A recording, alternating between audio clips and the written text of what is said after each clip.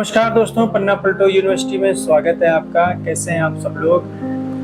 अभी हम शुरू करने वाले हैं गवर्नमेंट स्कीम की सीरीज को, जहां पर स्टेट गवर्नमेंट और सेंट्रल गवर्नमेंट द्वारा जो स्कीम चलाई जाती हैं डिफरेंट फील्ड में, चाहे वो किसी भी फील्ड से रिलेटेड हो, चाहे वो एग्रीकल्चर हो, बैंकिंग एंड फाइनेंस हो, या बिजनेस एंड एंटरप्रेन्योर्स की बात करें, या एजुकेशन लर्निंग की बात करें, या फिर हम बात करें स्पोर्ट्स एंड कल्चर की, या ट्रेवल एंड टूरिज्म की, या वुमेन एंड चाइल्ड की, किसी भी फील्ड से जो भी गवर्नमेंट, स्टेट ऑफ गवर्नमेंट और सेंट्रल गवर्नमेंट जो स्कीम चलाती है हमारे लिए, उन स्कीम से रिलेटेड जानकारी हम आप तक लेकर आ रहे हैं। और इस जो भी स्कीम हम आप तक आप जिस भी स्कीम की हम आपको जानकारी देंगे, उस स्कीम के लिए पात्रता क्या है, डॉक्यूमेंट्स क्या क्या लगेंगे, और उसमें आप अप्लाई कैसे कर सकते हैं, अपनी एलिजिबिलिटी कैसे चेक कर सकते हैं, आप उस स्कीम के लिए क्वालिफाई हैं कि नहीं है, पात्र हैं कि नहीं है। चेक करने के बाद में जब आप उसमें अप्लाई करने जाते हैं, आप अप्लाई करने के लिए आपको कौन कौन से दस्तावेज की जरूरत है, उसके बाद में उसके दौरान जब आप इसको रजिस्टर करने जाते हैं, उसको आप ऑनलाइन रजिस्टर कर सकते हैं या आप ऑफलाइन कर सकते हैं। इन सभी सवालों के जवाब हम आपको अपने इस वीडियो की सीरीज में देते रहेंगे। और अगर बात करें कि सपोर्ट की, तो मेरी तरफ से आपको पूरा सपोर्ट मिलेगा। जैसे ही अगर आप एलिजिबल हैं, अगर आपको एलिजिबिलिटी चेक करने में कोई दिक्कत आती है, दस्तावेज यानी कि डॉक्यूमेंट्स को बनाने में कोई प्रॉब्लम आती है, फाइल को रेडी करने में कोई प्रॉब्लम आती है, या फिर आपको अगर आप अप्लाई करने जा रहे हैं और अप्लाई के दौरान अगर आपको किसी भी स्कीम से रिलेटेड किसी भी तरीके की आपको सपोर्ट की जरूरत है, तो उसके लिए मेरा नंबर आपको स्क्रीन पर दिया रहेगा। उस स्क्रीन पे नंबर से आप हमसे व्हाट्सएप पे कांटेक्ट करें। हर संभव मदद आपकी हम करने का पूरा प्रयास करेंगे। तो चलिए वीडियो को शुरू करते हैं।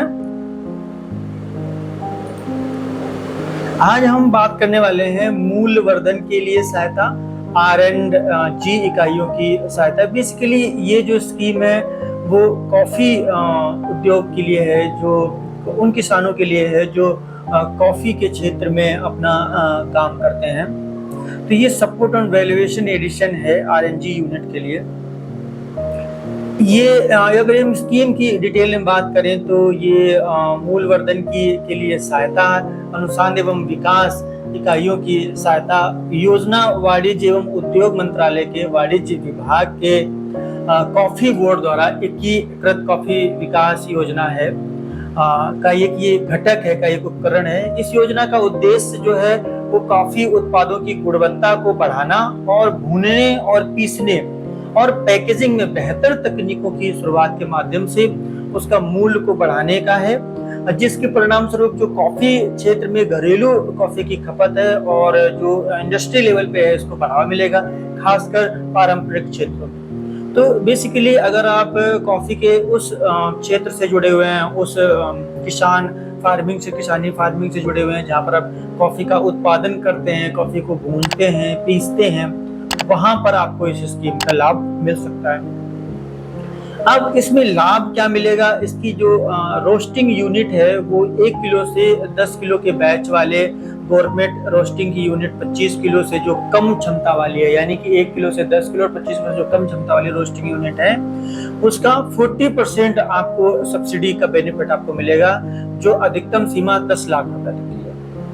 तो और उसके बाद में अगर बात करें SSG महिला उद्यमी की, अगर काफी कोई महिला हमारे से उसे इस स्कीम का लाभ लेना चाहती है, जो ST और ST अल्पसंख्यक या दिव्यांग लाभार्थी हैं, उनके लिए जो ये अनुदान है, ये जो सब्सिडी की सहायता है, वो 40% से बढ़ा के 50% कर दी गई है। और इसकी भी जो अधिकतम सीमा है वो 10 लाख रुपए ही है। अब बात करें अगर गवर्नमेंट रोस्टर यूनिट की सहायता से छोटी मात्रा में विशेष मिश्रण को रोस्ट करना संभव होगा, और इससे बड़ी संख्या में छोटे व्यापारी हैं, जो छोटे उद्यमी हैं, जो गैर पारंपरिक कॉफी पीने वाले क्षेत्रों में उस उद्यमन को अपनाने की प्रोत्साहन करने में भी मदद मिल सकती है।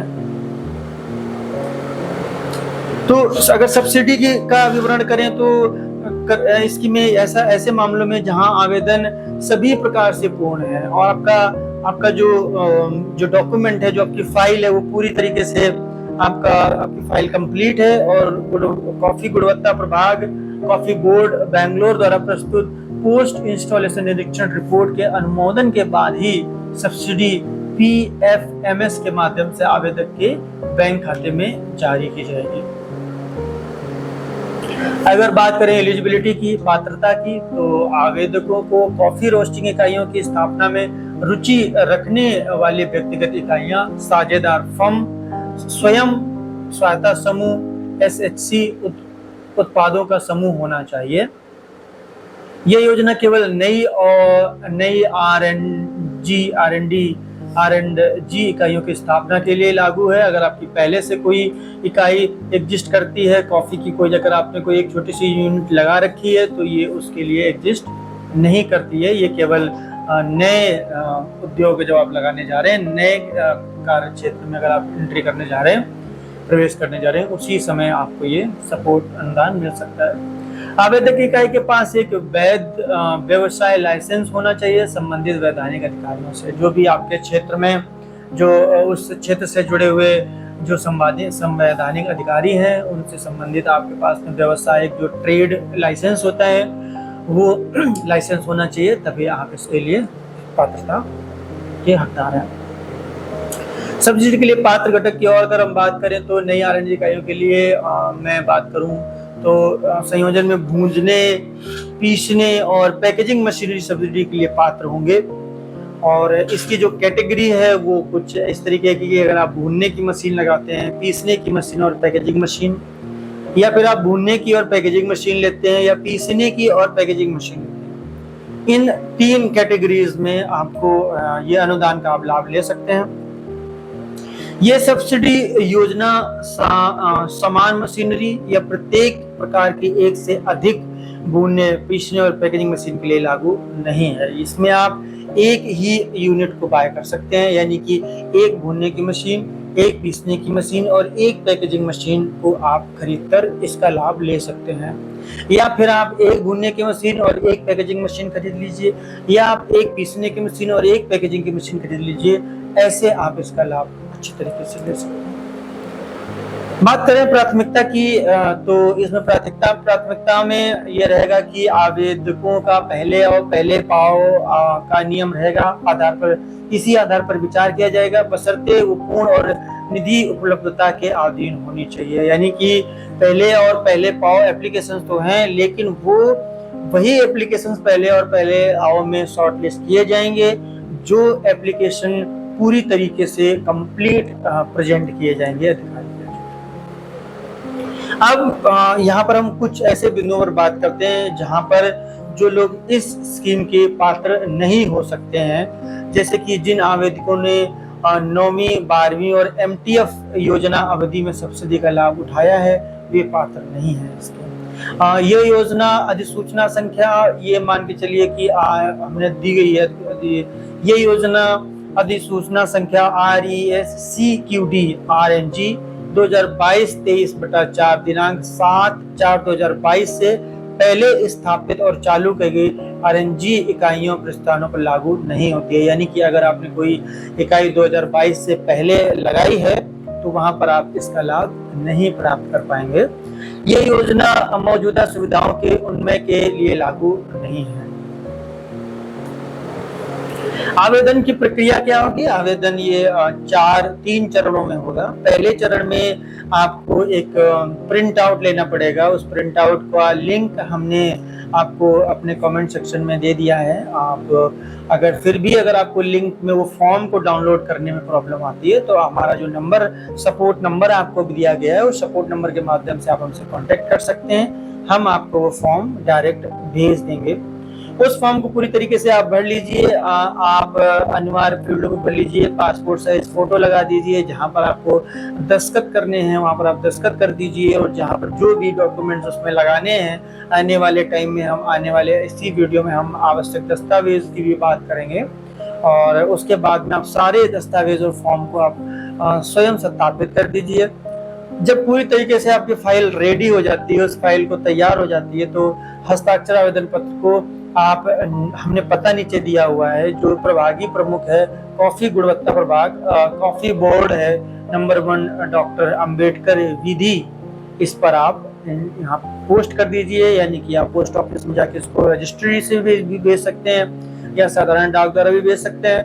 आप अपना पूरा एप्लीकेशन ईमेल भी कर सकते हैं, जिसका ईमेल एड्रेस हमने कमेंट सेक्शन और डिस्क्रिप्शन बॉक्स में भी दिया हुआ है, और मैं आपको इसको वीडियो में भी बता देता हूं, जो कि है hdqc.coffeeboard@nic.in।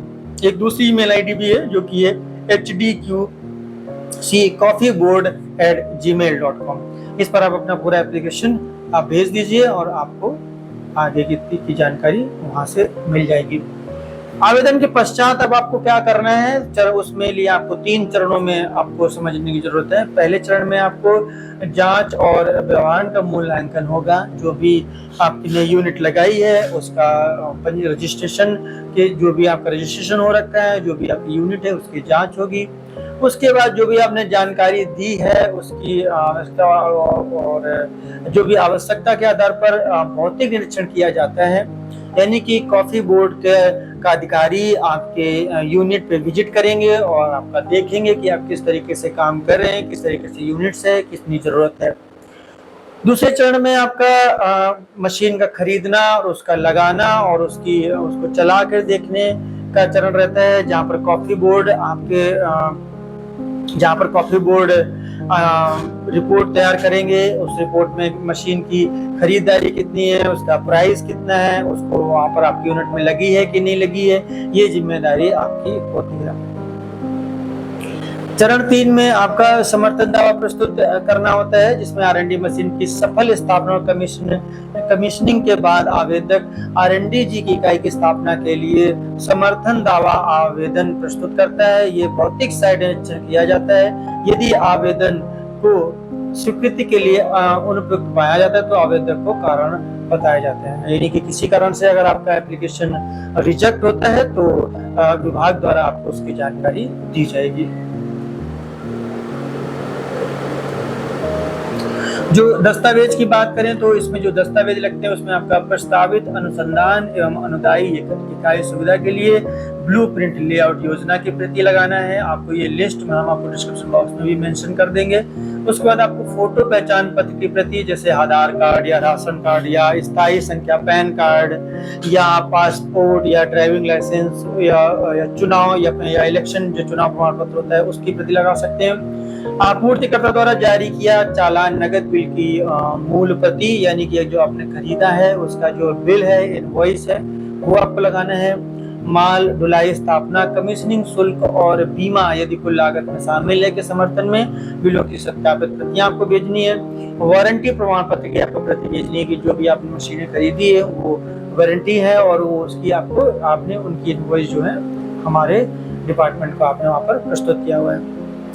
दुकान भवन परिसर के संबंध में पट्टा समझौता, किराया समझौता, स्वामित्व दस्तावेज की नोटरीकृत प्रति, यानी कि अगर आपने रेंट एग्रीमेंट बनवाया हुआ है तो रेंट एग्रीमेंट की प्रति आपको उसमें लगानी है। उसके बाद नगर निगम प्राधिकारियों से लाइसेंस की प्राप्ति, जो भी आपने संबंधित अधिकारियों के द्वारा जो आपने लाइसेंस वहां से प्राप्त किया है उसको आपकी प्रति लगानी है। और आपको अपना बैंक पासबुक के प्रति, जिसमें निम्नलिखित जानकारी होना बहुत जरूरी है: बैंक का नाम, शाखा का पता, खाता धारक का नाम, खाता संख्या, भारतीय वित्त प्रणाली कोड यानी कि IFSC कोड भी होना बहुत अनिवार्य है। अगला जो डॉक्यूमेंट है वो स्थापित की गई नई मशीनरी के फोटोग्राफ, जिनके लिए सब्सिडी का दावा किया जा रहा है। जो मशीनें आपने खरीदी हैं उनका आपने बिल दे दिया, उनका आपने इंश्योरेंस दे दिया, उनके आपने वारंटी कार्ड दे दिए, आपने रेंट एग्रीमेंट दे दिया। साथ के साथ ये बहुत जरूरी है कि उन मशीनों की फोटोज भी आप दस्तावेज में लगाएं। व्यक्तिगत रूप से आवेदन करने वाले अनुसूचित जाति, यानी कि अगर आप किसी कास्ट कैटेगरी के थ्रू कोई आप लाभ लेना चाहते हैं तो उसका भी सर्टिफिकेट आपको लगाने की जरूरत है। अगर आप विकलांगता के तहत कोई लाभ लेना चाहते हैं तो उसका भी सर्टिफिकेट आपको उस फाइल में लगाने की आवश्यकता है।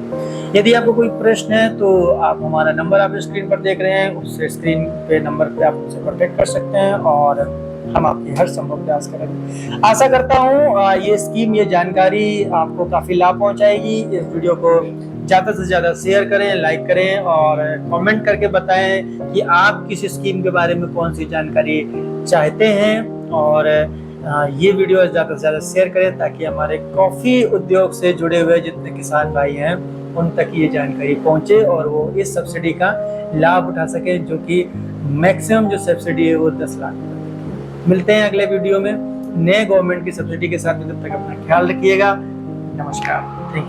Thank you for watching.